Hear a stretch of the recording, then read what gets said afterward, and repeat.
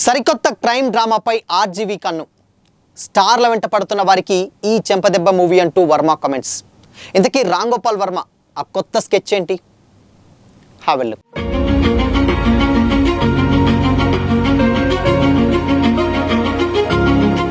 Hi, hello, welcome to Disha TV. Hyderabad నగరంతో పాటు తెలుగు రాష్ట్రాల్లోని మెయిన్ సిటీస్తో లేటెస్ట్ టైంలో జరిగినటువంటి కొన్ని సంఘటనలు ప్రజలను తీవ్ర భయాందోళనకు గురిచేస్తున్నాయి. ముఖ్యంగా నమ్మకంతో ఇంట్లో చేరి ఆ తర్వాత అదును చూసి యజమానుల ప్రాణాలు తీస్తూ ఆస్తులు దోచుకెళ్తున్నటువంటి నేపాలీ గ్యాంగ్స్ ఉదంతాలు ఇప్పుడు తీవ్ర సంచలనంగా మారాయి. హైదరాబాద్ నడిబొడ్డున ఉన్నటువంటి జూబ్లీహిల్స్ ప్రకాష్ నగర్లో జరిగినటువంటి ఒక దారుణ హత్య ఉదంతం ఈ ముఠాల క్రూరత్వాన్ని మరోసారి వెలుగులోకి తెచ్చింది. సమాజంలో జరిగేటువంటి ఇలాంటి యథార్థ క్రైమ్ సంఘటనలను, వివాదాస్పద అంశాలను వెండితెరపై ఆవిష్కరించడంలో ఎక్స్పర్ట్ అయినటువంటి ప్రముఖ డైరెక్టర్ రామ్ గోపాల్ వర్మ దృష్టి ఇప్పుడు ఈ నేపాలీ గ్యాంగ్స్ వ్యవహారంపై పడింది. నగరంలో కలకలం సృష్టించినటువంటి ఈ ఘోర ఉదంతం ఆధారంగా ఆయన ఒక సరికొత్త రియలిస్టిక్ క్రైమ్ థ్రిల్లర్ సినిమాని ప్లాన్ చేస్తున్నట్టు ఫిలిం నగర్ వర్గాల్లో గట్టిగా చర్చ జరుగుతుంది. జైళ్ల శాఖ డీజీగా ఉద్యోగ విరమణ చేసి రిటైర్డ్ ఐపీఎస్ అధికారి వినయ్ రంజన్ రే జూబ్లీహిల్స్లో తన భార్య తనుజ, ఇద్దరు కుమార్తెలతో కలుసుకుంటున్నారు. వీరి ఇంట్లో ఏడాది కాలంగా కల్పన అనేటువంటి నేపాల్ యువతి నమ్మకంగా పని మనిషిగా ఉంటుంది. అయితే ఇటీవల వినయ్ రంజన్ రే వైద్య నిమిత్తం బెంగళూరు వెళ్లడంతో ఇంట్లో మహిళలు మాత్రమే ఉన్నారు.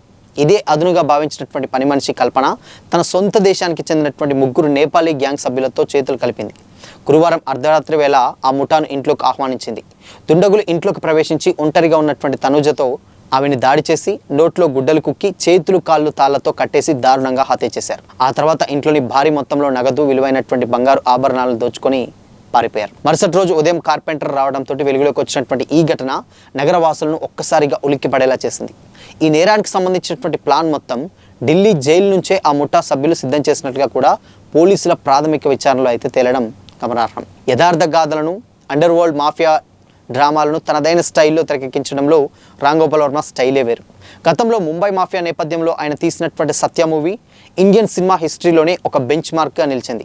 గత సంవత్సరం ఈ సినిమాని మళ్ళీ చూసినటువంటి వర్మ ఆ స్థాయి నాణ్యమైనటువంటి సినిమాలను మళ్ళీ ఎందుకు తీయలేకపోతున్నానని సోషల్ మీడియా వేదికగా ఆవేదన వ్యక్తం చేస్తూ ఇకపై తన ప్రతిభకు తగ్గటువంటి గంభీరమైనటువంటి సినిమాలు తీస్తానని ప్రతిజ్ఞ కూడా చేశారు. ఆ తర్వాత ఆయన ప్రకటించినటువంటి సిండికేట్ వంటి ప్రాజెక్టులు కొన్ని కార్యరూపం దాల్చలేదు. ఈ క్రమంలోనే హైదరాబాద్ను వణికిస్తున్నటువంటి నేపాలీ ముఠాల ఆపరేషన్స్, వారి నేరాలపై శైలి వర్మను అమితంగా ఆకర్షించినట్లయితే తెలుస్తుంది. జైలు నుంచే స్కెచ్ వేయడం, నమ్మకంగా ఇళ్లలో చోరీ చేయడం అండ్ ఆ అంశాల చుట్టూ కూడా ఒక పక్కా ఇంటెన్స్ క్రైమ్ డ్రామాను రూపొందించడానికి ఆయన స్క్రిప్ట్ వర్క్ స్టార్ట్ చేసినట్టుగా కూడా సమాచారం. ఈ కేసుకు సంబంధించినటువంటి పూర్తి వివరాలను, పోలీస్ ఇన్వెస్టిగేషన్ రిపోర్ట్లను ఆర్జీవీ సేకరిస్తున్నట్లుగా కూడా వినికిడి. అయితే ఈ వైవిధ్యమైనటువంటి ప్రాజెక్టుకు సంబంధించినటువంటి అఫీషియల్ అనౌన్స్మెంట్ త్వరలోనే వెలువడేటువంటి ఛాన్స్ అయితే ఉందట. ఈ సినిమాతోనైనా మరి ఆర్జీవీ తన పాత మార్క్ మేకింగ్తో బాక్సాఫీస్ వద్ద పవర్ఫుల్ కంబ్యాక్ ఇస్తారేమో చూడాలి.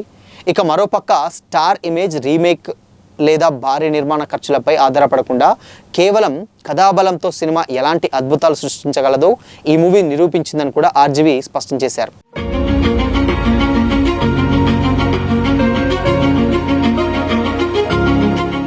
సోషల్ మీడియా వేదికగా ఆయన ఆ సినిమాను విజయం అనుకున్నటువంటి కొన్ని రహస్యాలను సుదీర్ఘంగా పంచుకున్నారు. ఇండియన్ సినీ ఇండస్ట్రీలో ప్రజెంట్ టాలీవుడ్ కావచ్చు, బాలీవుడ్లలో 100 కోట్ల బడ్జెట్ సినిమాలు తీయడం ఒక ట్రెండ్గా మారింది. హీరోల రెమ్యునరేషన్లు, భారీ విజువల్ ఎఫెక్ట్స్ కోసం నిర్మాతలు కోట్ల రూపాయలు ఖర్చు చేస్తున్నారు. ఇలాంటి టైంలో కేవలం కథనం, ఎడిటింగ్ నైపుణ్యాలతో ఒక ఆడియన్ని థియేటర్లో కూర్చోబెట్టవచ్చని కూడా అబ్సెషన్ నిరూపించిందని కూడా ఆర్జీవీ క్లారిటీ ఇచ్చారు. భారీ సినిమాలు కాదు, మంచి సినిమాలు తీయండి. ఈ అబ్సెషన్ మూవీ బడ్జెట్ సాధించినటువంటి వసూల లెక్కను ఆర్జీవీ తన పోస్ట్లో పూసగుచ్చినట్టుగా కూడా వివరించారు. అఫీషియల్గా ప్రకటించినటువంటి $7.5 లక్షల బడ్జెట్ను కాసేపు పక్కన పెడితే కేవలం 2 గదులు, ఒక కార్ లోపలి భాగం, ఒక చిన్న స్టోర్ నేపథ్యంలో 5 కొత్త యాక్టర్స్తో తీసినటువంటి సినిమా ఖర్చు దాదాపు 70 లక్షల కంటే ఎక్కువేమీ ఉండదని కూడా ఆయన కొంచెం లెక్కగట్టాడు. బట్ అయినప్పటికీ ఆ సినిమా పెట్టినటువంటి బడ్జెట్కి వచ్చినటువంటి కలెక్షన్స్కి అసలు సంబంధం లేదు. పెట్టింది గోరంత అయితే వచ్చింది కొండంత అనేటువంటి సామెతతోటి ఆ రేంజ్లో ఆ సినిమా కలెక్షన్స్ రావడం జరిగింది. అయితే ఇప్పుడు వర్మ స్కెచ్ ఏంటంటే క్రైమ్ సీన్స్ తీయడంలో వర్మ మంచి స్టైల్ మనందరికీ తెలిసింది, అద్భుతంగా యాక్ట్ చేస్తారు. ఇంకో విషయం ఏంటంటే మేజర్గా వర్మ తీసేటువంటి గతంలో తీసినటువంటి రక్త చరిత్ర కావచ్చు, రక్త చరిత్ర 1, 2 సినిమాలు ఒక ఊపు ఊపేసినాయి 2 తెలుగు రాష్ట్రాల్లో. అంటే ఆ రేంజ్లో ఇంపాక్ట్ తీసాడు. దాని తర్వాత లక్ష్మీ ఎన్టీఆర్ గతంతో పోలిస్తే కొన్ని తీసినటువంటి సినిమాలు సంచలనాలను సృష్టించాయి. కానీ అంత గట్స్ అండ్ అంత ధైర్యంతో తీయగలిగినటువంటి ఎవరైనా డైరెక్టర్ ఉన్నారంటే అది one and only Ram Gopal Varma అని అయితే చెప్పొచ్చు.